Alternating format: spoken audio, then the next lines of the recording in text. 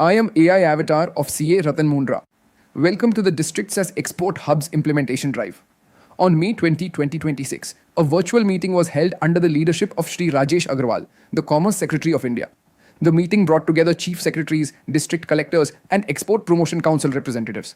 The aim was to streamline India's export potential by leveraging the strengths of each district. India has steadily increased exports, reaching over 230 global destinations. This initiative ensures small and medium enterprises gain direct access to global markets. By fostering district-level leadership, the DEH drive intends to create a structured export ecosystem. The meeting emphasized coordinated engagement between central and state governments. Finally, all stakeholders were called to align their efforts towards this common export goal. India's exports have reached an impressive USD 863 billion this year. Every district in India has unique products, from Alfonso mangoes in Maharashtra to Amrapali mangoes in Odisha. The DEH initiative aims to leverage these unique district-level strengths for global trade. Cross-border e-commerce now allows even small producers to reach international buyers. DEH is not merely a funding scheme, but a framework for coordination and convergence. It bridges the gap between exporters and support mechanisms. The initiative provides structured facilitation, helping MSMEs convert potential into active exports. Currently, fewer than 50,000 of nearly 5 crore MSMEs are large-scale exporters. DEH ensures no district's export potential is left untapped. The DEH drive revolves around three key objectives. First, it aims to bridge the information gap between global trade opportunities and local entrepreneurs. Second, it focuses on building capacity by educating district-level exporters about processes and available schemes. Third, it ensures systematic linkage of district exporters to the Export Promotion Mission's support instruments. By connecting districts to financial and non-financial support, DEH creates a comprehensive ecosystem. Free trade agreements with 38 economies are leveraged to maximize global outreach. Every exporter receives guidance tailored to their district strengths. This structured approach ensures that both new and existing exporters benefit. Ultimately, DEH seeks to transform districts into self-sufficient export hubs. The implementation drive initially targets 120 priority districts. These districts were selected based on export performance, strategic importance, and DEAP adoption status. They are categorized into three tiers. Tier A includes 35 districts with exports exceeding USD 100 million, focusing on deepening diversification and e-commerce scaling.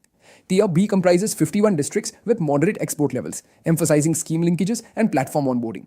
Tier C consists of 34 districts with limited exports, focusing on first-time registrations and artisan cluster support. The selection also considers GI-tagged products and sectoral strengths. This structured tier system ensures tailored strategies for each district. By concentrating efforts, DEH maximizes resource utilization. It provides a roadmap for scalable export growth. The DEH initiative operates through a well-defined institutional framework. The state export promotion committees and district export promotion committees play central roles. 11 partner agencies, including Exim Bank, SIDBI, NABARD, India Post, and others, are tasked with district-level responsibilities. Their work ensures alignment with district-specific export strategies. The Export Promotion Mission provides both financial and non-financial support measures.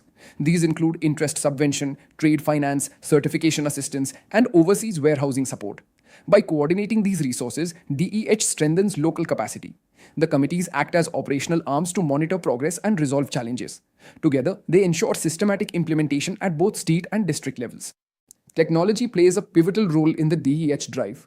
Cross-border e-commerce is highlighted as a key opportunity for district exporters. MOUs with e-commerce platforms enable onboarding of MSMEs and artisan clusters to global marketplaces. The Trade Connect portal and Trade Intelligence and Analytics portal provide real-time information on trade opportunities. Training is provided for exporters to navigate these platforms efficiently. At least 100 MSMEs per district are targeted for onboarding. This approach bypasses traditional trade barriers. Exporters gain visibility, logistics support, and market intelligence. Technology ensures transparent and scalable engagement for all participants. Participants identified several challenges during discussions. For example, Uttar Pradesh highlighted the absence of product testing laboratories for ODOP products.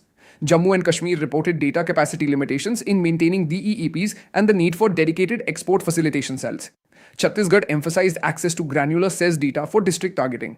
Odisha planned reverse buyer-seller meets but required coordination with FIO and RAM funds. West Bengal focused on classification of priority districts for specific products. Experts highlighted that only 52 districts contribute 80% of exports, leaving most districts underrepresented. E-commerce help desks and common testing centers were suggested as solutions. Addressing these challenges is critical for equitable export growth. The Commerce Secretary outlined specific action points for state authorities. All remaining DEPCs must be constituted within 2 months. At least one SEPC meeting per state should occur within 3 months. Export promotion must be integrated into the state governance agenda. States are encouraged to align industrial subsidies, cluster programs, and other schemes with the DEH drive. A state scheme convergence note should map incentives to DEAP product clusters. State officials are to co-own e-commerce export summits organized by DGFT. Quarterly DEH progress reports should be shared with DGFT headquarters. These steps ensure strong state-level leadership and coordination. Strategic leadership at the state level is essential for success. District collectors and GMDICs are crucial to local implementation. Dormant DEPCs should be reconstituted and chaired monthly. Dedicated export promotion teams must be formed at the district level. District export champions should be identified to mentor new exporters. DEAPs need periodic review and conversion into measurable targets. District level support in packaging, cold storage, and logistics must be ensured. Collectors should leverage regional DGFT authorities and EPCs. By actively engaging in these measures, districts will build a progressive exporter ecosystem. The ultimate goal is to enable small vendors to become large-scale exporters efficiently. To monitor progress, a national DEH dashboard will be operationalized on the Trade Connect e-platform. It will track new IEC registrations, DEPC compliance, e-commerce onboarding, and district-wise export growth. DGFT will share a digital compendium of all relevant central and state schemes. District officials will have access to these tools for effective implementation. State-wise presentations on free trade agreements will guide collectors and GMDICs. Monthly monitoring of export performance against KPIs will ensure accountability. Finally, a national workshop is scheduled for August-September 2026. This workshop will review the outcomes of the 90-day drive and plan phase 2. The DEH initiative continues to strengthen India's position in global trade. Mohan Sales and Management Consultants LLP, a trusted partner for SEZ and IFSC excellence, a pioneer in establishing SEZ and IFSC units within GIFT City and India, delivering end-to-end IFSC setup, operational support, and handling compliances, risk management. Renowned for deep expertise in regulatory approvals, capital markets, fund management, insurance, finance company, foreign university, BATF, and ancillary regulations and fintech. Expertise in customs clearance for aircraft and ship procurement, leasing, GST, DSPF, IFSCA. Comprehensive support covering registration, reporting, and regulatory transitions, ensuring ring fencing, transparency, and global compliance standards. Join our network. Scan the QR codes below to stay connected with us.